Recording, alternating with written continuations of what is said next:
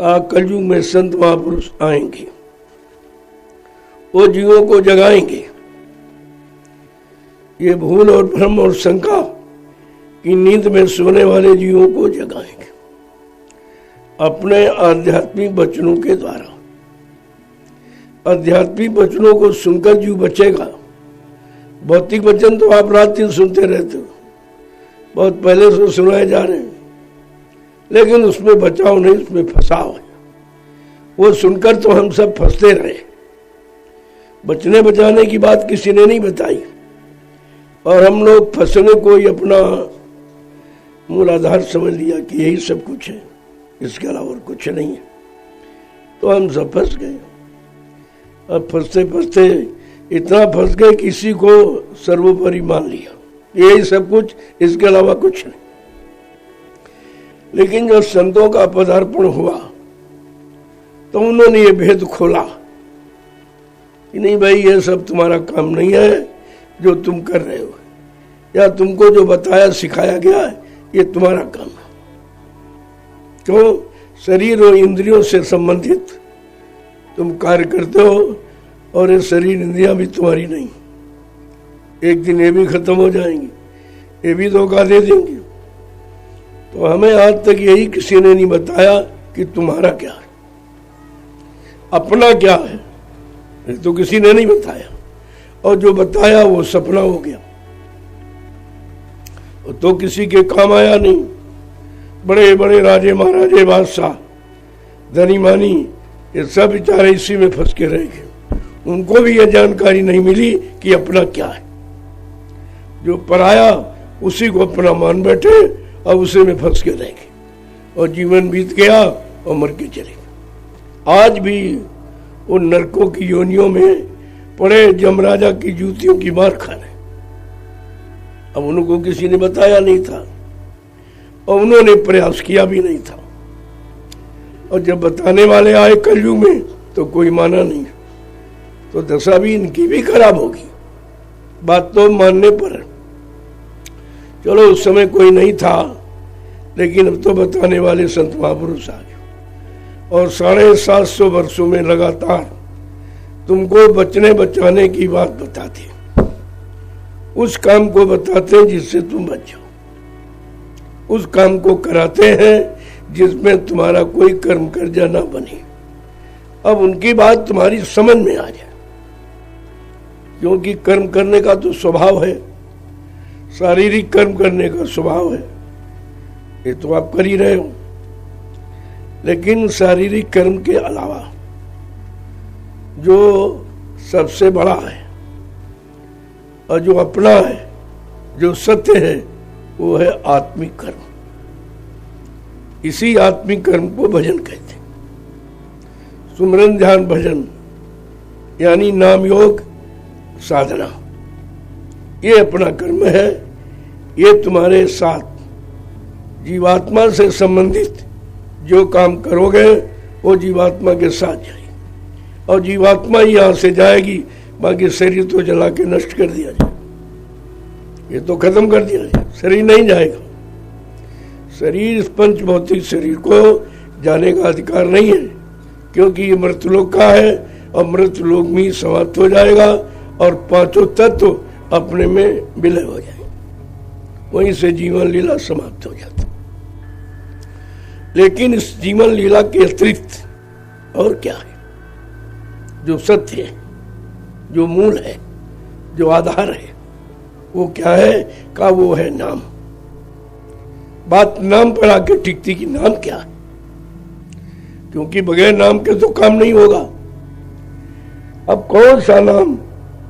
क्योंकि यहां तो करोड़ों नाम है, हरि के 1000 नाम, करोड़ों नाम विष्णु भगवान के, अनंतों नाम परमात्मा के, जिसकी कोई करना गिनती नहीं।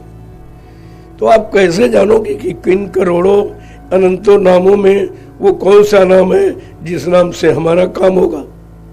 ये तो जानकारी किसी को है नहीं, क्योंकि करोड़ों नाम किसी को मालूम नहीं, अनंतों नाम परमात्मा के किसी को मालूम नहीं।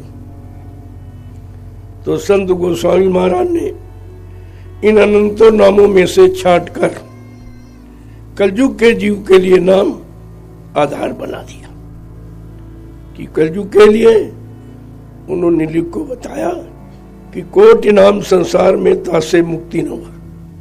ये जो करोड़ों नाम संसार में परिचित हैं, इनसे मुक्ति नहीं हो। ये मुक्ति दिलाने वाले नाम नहीं है।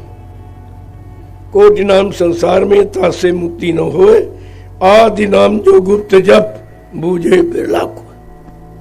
मतलब वो आदिकाल से जो अनमरत हमेशा रहता है, न मैं कभी मरता है, न कोई जन्मता है, न कभी नष्ट होता, न कोई नष्ट कर सकता, न कोई हटा मिटा सकता, वो नाम कौन सा? उसी नाम की महिमा गोस्वामी महाराज ने की। पहले तो जिन नाम का प्रचलन है उस नाम के बारे में बताया, क्योंकि जीव उन्हीं नामों में फंसा है। तो तुम्हारे फंसाव को अलग करने के लिए उन्होंने स्पष्ट कहा कि यहाँ सीताराम के नाम में लोग फंस गए, जबकि वो नाम अपने समय का। तुम्हारे कलयुग के नाम तुम्हारे नाम पर नहीं है, ना तुमको इसका कोई लाभ मिलेगा। वो नाम है त्रेता के जीवों के लिए। तो स्पष्ट करके गोस्वामी महाराज को कहना पड़ा कि बेचारा कलयुग का ये कमजोर भोगी विलासी जीव, ये तो कुछ जानता नहीं है, ये तो लोग बता देंगे उसी नाम में भर जाएगा। तो उन्होंने सारे नाम को महिमा अलग अलग बताई कि एक राम दशरथ का बेटा, एक राम घट घट में लेटा, एक राम का सकल पसारा, एक राम इन सब से न्यारा। वो राम कौन सा? जिसने राम को भेजा। वो कृष्ण कौन है? जिसने कृष्ण को भेजा। जानने की बात तो यह थी, लेकिन इसको भी लोगों ने स्पष्ट नहीं किया। गा बजा के तो बता दिया आपको, लेकिन स्पष्टीकरण नहीं किया इसका कि भाई ये सब बताइए आप।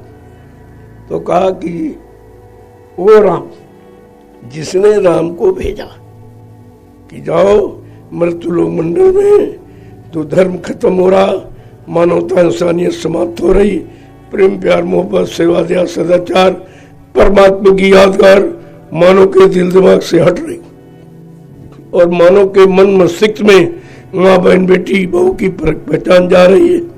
तो जाओ तो इस काम के लिए इसको भेजा, लेकिन जीवात्माओं के कल्याण के लिए नहीं भेजा।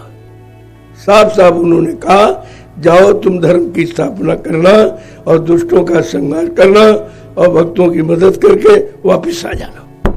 लेकिन ये नहीं कहा कि तुम जीवात्माओं का काम कर देना, जीवात्माओं को जगाना, जगा के उनको घर पहुंचाना, ना इसको हमेशा से मुक्ति दिला देना, आवागमन से रहित कर देना, जन्म मरण से छुटकारा दिला देना, ये नहीं कहा। यही जानकारी हमें आपको लेनी चाहिए। लेकिन जब ये मालूम ही नहीं जीवात्मा के बारे में, हम शरीर इंद्रियों के बारे में बताया गया और वही जानकारी हमारे आपके पास है। जब शरीर जड़ है तो इंद्रियां भी जड़ है। जड़ तो चेतन का काम करेंगी नहीं। यद्यप जीवात्मा इसी जड़ शरीर में है, लेकिन ये जड़ शरीर चेतन जीवात्मा का काम नहीं कर सकता। क्यों?